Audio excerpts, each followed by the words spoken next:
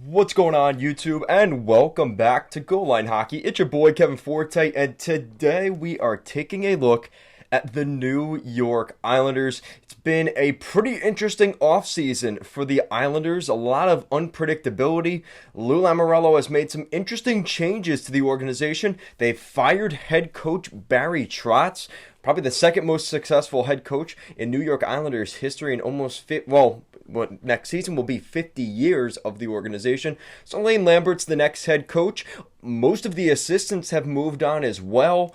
So the Islanders are going to look very different. And the reason that I think Lou Lamoriello is making all these moves, he is gearing up for a busy offseason. Now, the Islanders have been linked to a lot of different players here recently. We're going to go over that. A couple of those names that have been mentioned. The preseason games against the New York Rangers, their home and home in the preseason, has been announced. We'll be going over that as well. So let's start off with that little bit of news. And this is from Andrew Gross, who is obviously a good Islanders insider. He said the Islanders will play the New York Rangers in 2 preseason games. The first one being September 22nd at 7 o'clock at Madison Square Garden. So mark your calendars for that one. As well as October 8th at 7 p.m. at UBS Arena, as the Islanders look to get vengeance with their season finale at UBS, where they basically got destroyed at home against their crosstown rival Rangers. So it's going to be kind of interesting to see what happens there. So again, mark your calendars if you're going to one of, or if you're lucky enough, maybe both of those games. So we're getting some more interesting news about Zdeno Chara. Now, Zdeno Chara hasn't announced that he is retiring from the National Hockey League yet. Zdeno Chara is not ready to decide on his NHL future and will do so in September, and that is according to his agent. Chara is 45 years old and just completed his 24th season in the National Hockey League. And then brings up the question, do you guys want to see Zdeno Chara back with the orange and blue next season?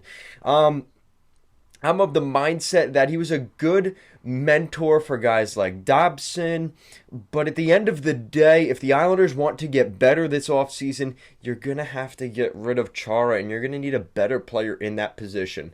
Now, if Chara comes in and is a 7th defenseman, I'm fine with that. The problem is, I don't think Big Z wants to be a 7th defenseman for the Islanders, and that's part of the reason he left Washington and Boston. So I think that's going to end up being what happens. He's either going to stay with the Islanders or he's going to retire. I don't think he's going to go to another organization at this point.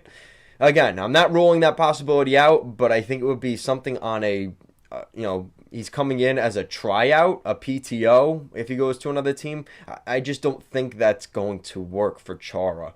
So I think that's what you're looking at here. He's going to make his decision probably before the preseason and training camp, and we'll kind of see where he is at that point.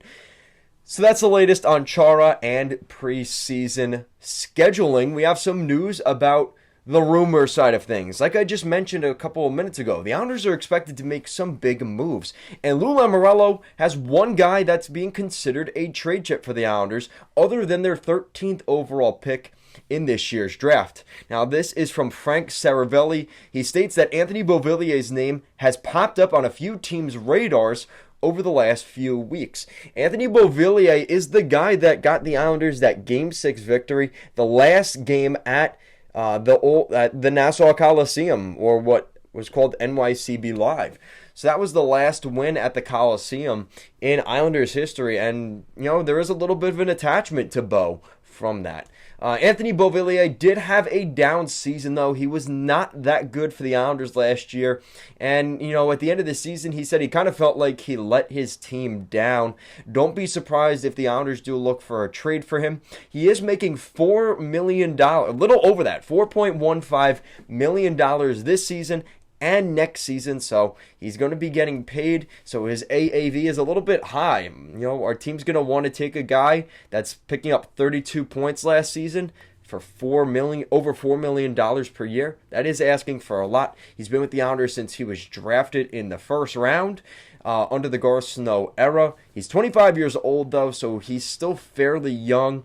And I think the Islanders can trade him. I think there'll be plenty of teams that would be interested. I mean, I know this was under the Mark Bergevin era, but I look at a team like the Montreal Canadiens would definitely be a good fit for Bo. And an opportunity to play in the top six. I think that's what you're looking for from Anthony Beauvillier. He's still young enough. He's still pretty good defensively. I mean, that's one of his question marks, that he's inconsistent. That's the problem with Bo, is he's either on fire scoring, 10 goals in 8 games, or he doesn't score for 15. That's kind of how Beauvillier has always been. He's very frustrating in that regard, but there is potential there, and I wonder, with a new fresh start, maybe that's all that Beauvillier needs. And again, I think teams aren't interested in his services. Now this one is kind of a head scratcher to me, and this is from Sheng Peng. And he says Brent Burns has been listed as a potential fit for the New York Islanders, Dallas Stars, and the Nashville Predators. Now, I'm not sure if this is, as a potential fit. I don't see how that makes any sense. The Islanders have no cap space. So you're going to take on Brent Burns' contract? That doesn't really seem to make much sense in my opinion. But let me know what you guys think of that, because, I mean, it's being thrown out there. I just don't really think there's much to it necessarily. San Jose is looking to clear cap space.